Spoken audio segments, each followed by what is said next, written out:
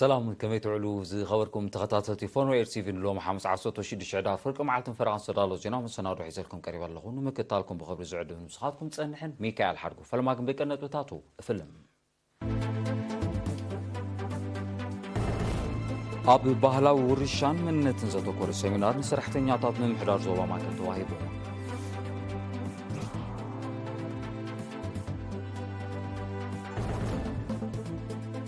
شنفر محبر أمراون معبالاون سنكولان زوادو ببنت فتاتو جمجمو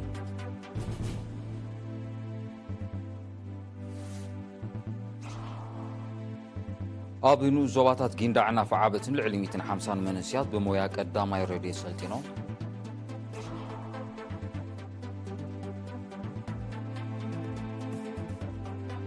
أب زيناتات وصاي بريزيدنتات هزبال ريبابليك تشاينا نا أمريكان وصي تاو من بارس قلت وركبا كايدون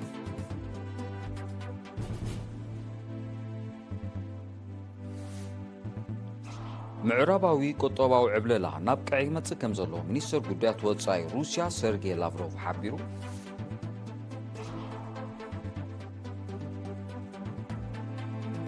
سراويت ماليا بتحتي شبراوያን ጽንሕ ስትራቴጂካዊት ከተማ ኪዳል ከም ዝተቆጻጸራ ገሊጹ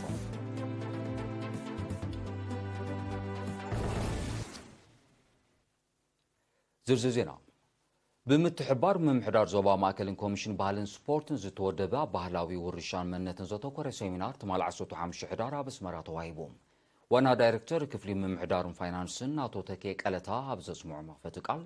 نقحات مسرت ناي كله كبتصح زدل الشوطو كم زغونه بمتقاس اتي سيمينار اكال نايتي نقحات ابالات بمبراه بوقعون هاد معن عيون مثل سال زكايت سعر كم زغونه رديو اب كوميشن بالن سبورتن حلفي جنفر مرمبر سنه انتاوي ورشا دكتور صقاي مدين دما نفس وكف زيغانا قداسنت حلف كعزون تاريخن بمجنزاب وحس مصاين مرغاص نقح تساتفو كهلو مدرغ زطلبو مخانو تقيسو بغندو أب معقابن مهناتن منتن هاجراو كورتاتن بتوفاينت كواسو أزخاخيروم تساتفتي بوغنوم نوناونت نايتي سيمينار بمغلاط قصانت كهلون من سياتو مهارو تمساسالي سيمينارات كوهابن تلابيوم نابي كالزينام سنسقرم حركات ترافيك أب قدامت شعتا وارح ناي كلتشن عسان سلسن كاب تمساسالو وانا يزحلف عامت بالعلي شوعات ميتايت كم زغودله ناي موتن عنوة النبرتن صعبيناتون بنا بالعلي عسران ميتايت كم زوصها تحبيرون وكيليرينا يوناتان عبين زدالو تصاب ياسين صالح بهاجر درجة حركات ترافيك أب قدامت شعتا وارح ناي كلتشن عسان سلسن كاب تمساسالي وانا يكلتشن عسران كلتن بالعلي شوعات ميتايت كم زغودله أب بوليس إرترا حلافين وستنفر بوليس ترافيك ليتنال كولونيل محاري نقصة حبيروم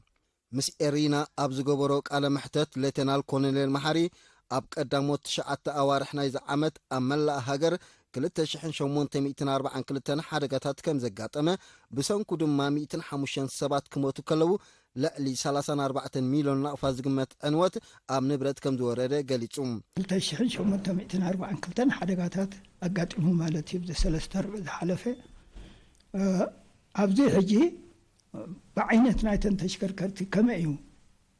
انتاي تشكر كرتي انتن زيادة حركات فتسم هذا اللوها قال النزبل مالتي منكنا مس منكنا زول لقيت مالتي شحن كلتا ميتين 4 حركات نيرو منكنا مسي أقر كلتا ميتين 10 سلستر نيرو منكنا نمسي قلتا كلتا ميتين 30 حدن منكنا الموتور سايكل 30 منكنا عربية 20 شمنتن منكنا نقلبات كلتا ميتين 20 شمنتن منكنا نقوز 394 حركات منكنا مسنسسا 20 تشعتن كوينهم كلتا شحن شمنتن 204 كلتا حركات الناس كلتا شحن 397 حركات بمراحة مكاين يزفتصم دلو مالتي 394 حركات مسي بالو مسي مسمندق مسي مني قاچ خلصي اسكا عنده شللتنا تمرار حلو مالتي تزريك متن حدقا كابتا مساسالي أوارحنا يكلتا شحن أسران كلتن بشوعات نتبي 4 مئتاويت كوا انت قدله متن موت بأسران كلتن مئتاويت متن آمن برد ورد أنوتكا بأسران نتبح مشتا وسخ كمزر اي لتنال كولونيل محل نقصة آبرهم كلتا شحن أسران سلستن أب سلست ربعي كم ذا أنت وطقسنا تبزح حدقة تمزجيب زلوا كفتاش حشو متميسنا أربعا كلتاني مالتي مس أب بسلست ربع كلتاش حن أسران كلتن زقات أما حدقة كنا ودا دروح لنا مالتي أب كلتاش حن أسران كلتن أب سلست ربع سلست حن سان شو منتن حدقات نيرو مالتي سلازي مستن هاي أسران سلستن زقات أمن مزنا حجي أسران كلتن زقات أمن كتهو هذا دروح الله تي استعمالت بشوعتنا بسلستن قدرة تاري إلا مالتي أبتنا هي واتساب مسينا خنريو خلنا أبتنا هي كلتشن أسران سلستن 205 سوات ميتهم الله مالتي تتفصل ما حدا أبتنا هي كلتشن أسران كلتن زنبرها 86 سوات سلازموتو إذا ب100 درجة خطرية خلها بأسران كلتن 100 توسع الله مالتي أبتنا النمرة معناه كان في أخو لنا وين نقدر رسو أبتنا كلتشن أسران سلستن ناي 34 نتشوعات مليون كسارة ورد كله أبتنا كلتشن أسران كلتن جن نا أسران شمنت مليون كسارة أقاتي منيرو أذي ونقدر رسو أو هذا ديرنا هنري أخو لنا بأسران وحمش تميتاويت قدرة با وسخر إلا مالت سلذي أبتو عنوتن أبتو نايسب موتن وسخ كرو خلا أبتو ناي حادقاتات فتصامي يقن قدرة إلا مالت يبدي أتي حادقاتات شحن شمونتي 276 مالت 66 مئتاويت أبزوا مأكل كلتا 281 أبغاش باركا كلتا 266 أب عنسبا كلتا 232 أب دبوب 264 أب سيميناوي كيح بحري 23 دما أب دوباوي كيح بحري كم زقات أما بمبراه أتوم كأنديت أنكتات قدام الناس زي مهاب مسمركا زي محاز رحكتكا زي محلاو بزي أقباب مملاس كمون حدقنيا أمرار حاكم زي تغالل أبرهم أب كلتشحن أسران سلستان حق ترافيق تحيسان استخصات تشكركرتي بزملك الدماء لا تنال كونيري محاري لألي 110 سلستان شح كم زنبران بدمر لألي 10 مليون نقفا كم اتقط عن أفليتهم حق بمتحس تخيسان زقربها مالتيو 110 سلستان شحن 310 شوعتن مرحت مكان مالت تشكركر تخيسان قريبا مالتي زيانا وحق قريبا سقع 10.3 مليون مقطعة توسين لن تقطيعا مالتي أب مودة لتنال كونير محاري مرحتي مكاين تأنا مكاينهم بقبو ككتاتولو بمزخر نتوم أب جزي مرمرا مكاين بولو كلاودو أقوحو بملكاح كتالو لزفتنو اتسعبين كبير مخانو تجنزيبهم كقطبو التحساسيبهم أب قدامو تشعات أوارحنا كلتشحن أسران كلتن زقات محادقات تشكركرتي 368 منبارو سندات بوليس ترافيك ينطرن ጨንፈር ሃገራዊ ማሕበር ኣእምራውን ምዕባላውን ስንክልና ብዞባ ደቡብ ዓመታዊ ገምጋም ስራሕ በምክያድ ንዝመጽእ 4 ዓመት ብደረጃ ዞባ ንኡስ ዞባን ዘገልግላ ካየርቲ ኣካላት መሪፆም ብ14 ሕዳር ኣብ መንደፈራ ዝተኻየደ ኣኼባ ካየዲ ስራሕ ጨንፈር ወይዘሮ ዖባ ሕሩያ ኣብ ዘስማዓቶ ቃል ኣብ ዝሓለፈ 4 ዓመታት ኣብ ምውዳብን ምስልጣንን ኣለይቲ ስንኩላን ከምኡውን ምብራህ ንቕሓት ሕብረተሰባት ተባባዕ ስራሕ ከም ተሰላሰለ ብምጥቃስ ብደረጃ ዞባ ኣእምራውን ምዕባላውን ስንክልና ዘለዎም ወገናት ዘምህራ 6 ኣብያተ ትምህርቲ ከም ተኸፍታ ገሊጻ ሓላፊ ሃገራዊ ማሕበር ኣእምራውን ምዕባላውን ስንክልና ሌተናል ኮሎኔል ብርሃነ በኽረጽዮን በጎኑ ንቕሓት ሕብረተሰብ እናበረኸ ምምጽኡ ኣብ ተግባር ዝወጽእ መደባት ደራኺ ተራክም ዘለዎ ብምጥቃስ ወለድና ኣለይትን ነቲ መንግስቲ ዘፍቀዶ ነፃ ኣገልግሎት ሕክምና ዘጠቓለል ሓለፋታት ብግቡእ ክጥቀሙሉ ዘኻኺሮም ኣብ ምምሕዳር ዞባ ደቡብ ዋና ዳይሬክተር ክፍሊ ማሕበራዊ ኣገልግሎት ኣቶ ቃላብ ተስፋ ስላሴ በጎኑ ሃገራዊ ማሕበር ኣእምራውን ምዕባላውን ስንክልና ጾር ወለድን ኣለይትን ንምቅላል ከምኡውን እቶም ስንክልና ዘለዎም ወገናት ኣፍሬት ዝኾኑሉ ባይታ ንምጥጣሕ ንዝገብሮ ጻዕሪ ብምስጋን ተመሪፆም ዘለዋ ካየርቲ ተልእኾ ማሕበር ንምዕዋት ብተወፋይነት ክሰርሑ ተላብዩ ኣብኑ ዞባታት ጊንዳዕን ኣፍዓበትን ብምትሕባር ኣብያተ ጽሕፈት ሃማመትን ትካላት ጥዕናን ልዕሊ 150 መንእስያት ሞያ ቀዳማይ ረድኤት ሰልጢኖም በዚ መሰረት ኣብኑ ዞባ ጊንዳዕ ካብ ምምሕዳራት ከባቢ ላዓይተንን ነፋሲትን ዝተዋፁ 135 መንእስያት ንሰለስተ ኣዋርሕ ብክልሲ ሓሳብን ግብርን ዘቐሰሞ ስልጠና ኣፍልጦም ኣብ ተመሓላለፍትን ዘይተመሓላለፍትን ሕማማት ክብ ብምባል ናይ ቀዳማይ ረድኤት ኣገልግሎት ንክህቡ ዝሕግዝ ምዃኑ ተገሊጾም ሓላፊ ቤት ጽሕፈት ሃማመት ኣብቲ ንኡስ ዞባ መንእሰይ ሳላሓዲን ዓሊ እቲ ስልጠና ኣካል ናይቲ ዓቕሚ መንእስያት ክብ ንምባል ዝካየድ ሞያዊ ስልጠናታት ከም ዝኾነ ብምጥቃስ ኣብ መጻኢ ብዝለዓለ ከም ዝድፍኣሉ ሓቢሮም ሓላፊ ማእከል ጥዕና ነፋሲት ነርስ መልኣከ ወልደ ገብርኤል ብጊድዩ እቲ ስልጠና ጥዕናዊ ኣፍልጦ ናይቶም መንእስያት በሪኹ ኣብ ሕብረተሰብ ጸላው ስራሕ ክዓዩ ሓጋዚ ምዃኑ ጠቒሱ ብዝለዓለ ከማዕብልዎ ተራቢዮም እዚ ከምዚ ኢሉ እንከሎ ቤት ጽሕፈት ሃማመት ኣብ ንኡስ ዞባ ኣፍዓበት ምስ ሆስፒታል ኣፍዓበት ብምውሃድ ተመሳሳሊ ናይ 3 ኣዋርሕ ስልጠና ቀዳማይ ረድኤት ወዲቦም እቲ ን18 መንእስያት ዝተዋሃበ ስልጠና መቕፀልታ ናይቲ ዓቕምታት መንእስያት ንምብራኽ ዝካየድ ጻዕሪ ከም ዝኾነ ሓላፊ ቤት ጽሕፈት ሃማመት ኣብቲ ንኡስ ዞባ መንእሰይ ሙሳ መሐመድ ስዒድ ገሊጾም ሓላፊ ኣገልግሎት ጥዕና ነርስ አልኣሚን ሰማይር ብወገኑ ሰልጠንቲ በብከባቢኦም ናይ ቀዳማይ ረድኤት ኣገልግሎት ክህቡ ዘኽእሎም ፍልጠት ቀሲሞም ስለ ዘለዉ ኣብ ድሕነት ዜጋታት ዝህልዎም ኣስተዋጽኦ ብቐሊል ከም ዘይገመት ኣብርዮም ኣመሓዳሪ ንኡስ ዞባ ኣፍዓበት ኣቶ ኣሕመድ መሐመድ ኑር ረጀብ ድማ ንወደብቲ ናይቲ ስልጠና ብምስጋን ተመሳሳሊ ስልጠናታት በብከባቢኡ ክውደብ ኣዘኻኺሮም ንምንባይ ስድራ ስዋኣትን መሰሰን ማዕከን ሕድሪ ሰማዕታትን ዝውዕል 66,000 ናቕፋ ከምኡ ድማ $220 ኣሜሪካ 670 ዩሮን ገንዘባዊ ሓገዝ ተገይሮም ብመሰረት ሓበሬታ ሚኒስትሪ ዕዮን ማሕበራዊ ድሕነትን 9 ኤርትራውያን ነበርቲ ኩዌት $1,400 ኣሜሪካ ነባሪ አንጎላ አቶ አቤል ፍሳሐጼን $720 ኣሜሪካ ነባሪት ጀርመን ወይዘሮ ህይወት ፍሳሐጼን 670 ዩሮ ከምኡውን ብማኣዲ ስድራ ኤርትራውያን ሽወደን ዝፍለጡ 11,000 ናቕፋ ንምንባይ ስድራ ስዋት ኣበርኪቶም ብዘይካዚ ስሙ ክጥቀስ ዘየደለየ ኤርትራዊ 49,000 ናቕፋ ወይዘሮ ቅዱሳን ተስፋይ ድማ ኣብ ክንዲ ተስካር በዓል ቤተን 6,000 ናቕፋ ንመሰሰን ማዕከን ሕድሪ ሰማዕታት ኣታው ገይሮም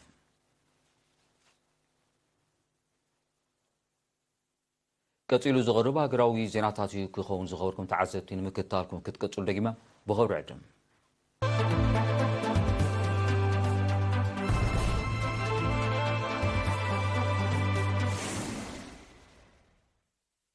ዜናው መሰናዶ ኤሪ ቲቪ ናቐፅለ ዝኸበርኩም ተዓዘብቲ ስለምክትታልኩም ኣዝየ መስግን ዜና ወፃኢ ፕሬዚደንታት ህዝባዊት ሪፓብሊክ ቻይናን ኣሜሪካን ትማል 15 ሕዳር ኣብ ከተማ ሳን ፍራንሲስኮ ካሊፎርኒያ ውፅኢታዊ ምንባሩ ዝገለፅዎ ርክብ ኣካይዶም ኣብቲ ጎኑ ጎኑ ዓመታዊ ዋዕላ መራሕቲ ኣባል ሃገራት ቁጠባዊ ምትሕጋዝ ኤስያን ፓሲፊክን ማለት ኣፔክ ዝተኻየደ ርክብ ፕሬዚደንታት ሺ ጂንፒንግን ጆ ባይደንን ምትፍናን ሃገራቶም ምህዳእ ተቋሪፁ ፀንሐን ወተሃደራዊ ጉዳይ ዝምልከት ርክባት ዳግም ክጅመር ተሰማሚዖም እቲ ርክብ ኣፈኛ ባይቶ ወከልቲ ህዝቢ ኣሜሪካ ዝነበረት ናንሲ ፔሎሲ ኣብ ዝሓለፈ ዓመት ናብ ደሴት ታይዋን ምብፃሕ ድሕሪ ምፍፃማ ከም ተቋረፀ ዝዝከር እዩ ክልቲኦም መራሕቲ ንሃገራቶም ኣብ ዘይቃዱ ካልኦት ዛዕባታት እውን እወታዊ ዝርርብ ከም ዘካይዱ ይቃላሓሎም ኣብታ ኣጋጣሚ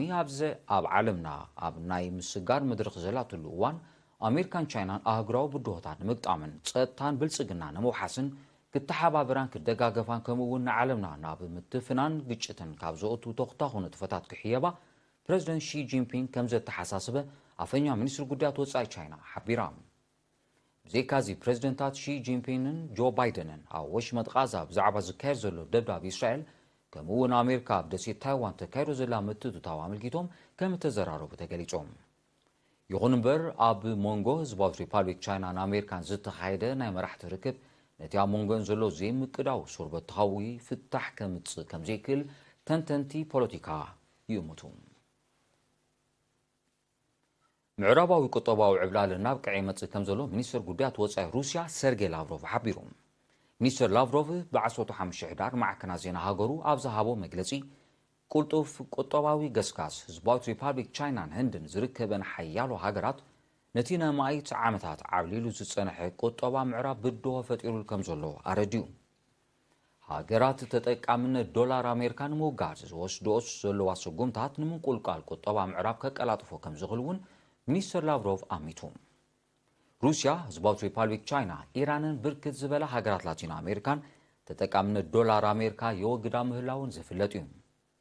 ባጤራ ዶላር ካብ ቀንዲ መሳርሒ ቁጠባውን ፖለቲካውን ዕብላለ ኣሜሪካ ኮይኑ ምጽንሑ ጸብጻባት ይረዱም ቁጠባው ጥራይ ዘይኮነ ፖለቲካውን ወተሃደራውን ጽልዋ ሃገራት ምዕራቡን እናንቆልቆለ ይመጽእ ከም ዘሎ ኪላታት ይጠቕሱ።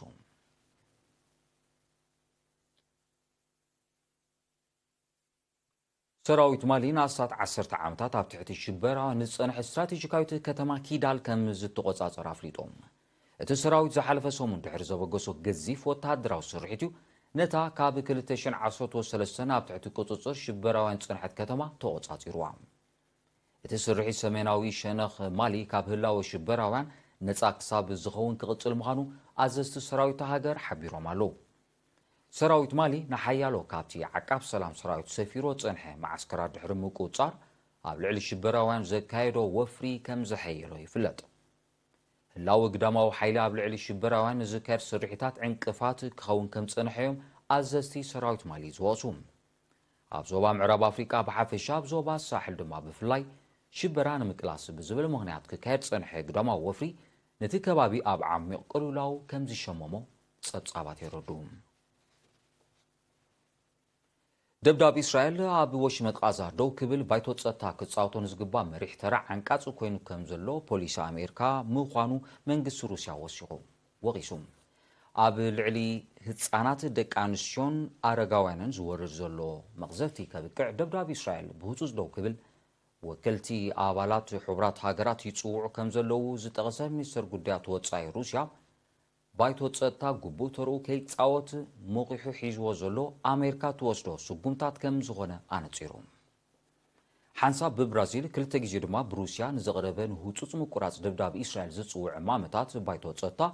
ኣሜሪካን መሻርክቲ ሃገራት ምዕራብን ብናይ ቀውፊ መሰል ከም ዝዓገቶ ይፍለጥ።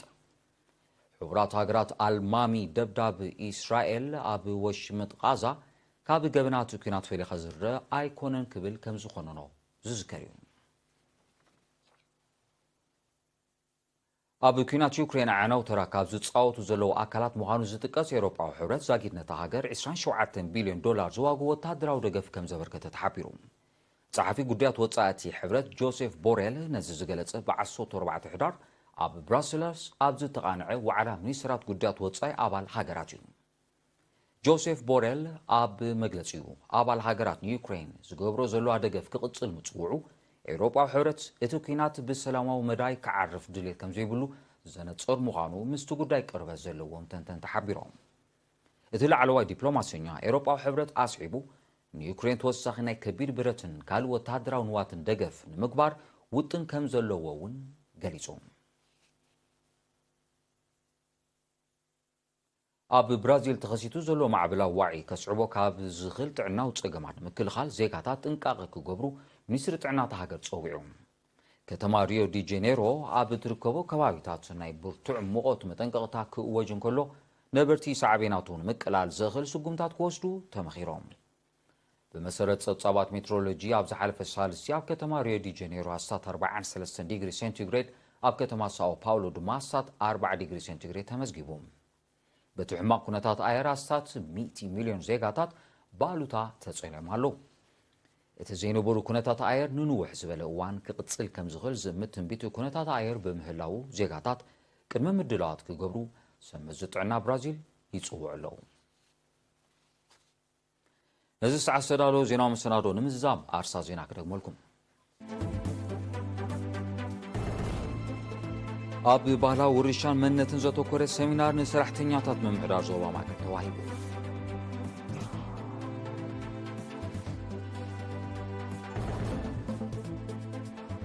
ጨንፈር ማሕበር ኣእምራውን ምዕባላውን ስንኩላን ዞባ ደቡብ ንጥፈታቱ ገምጊሙ።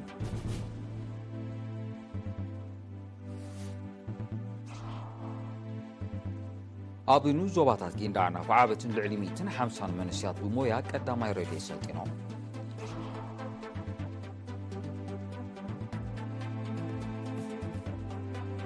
ኣብ ዜናታት ወጻኢ ፕረዚደንታት ህዝባዊ ሪፓብሊክ ቻይናን ኣሜሪካን ውፅኢታዊ ምንባሩ ዝገለጹ ርክብ ኣካይዶም።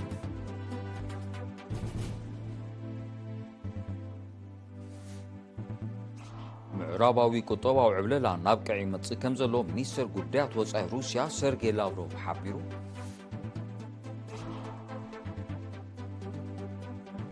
ሰራዊት ማሊ ኣብ ትሕቲ ሽበራውያን ንጽንሐ ስትራቴጂካዊት ከተማ ኪዳል ከም ዝተቆጻጸራ ገሊጹ።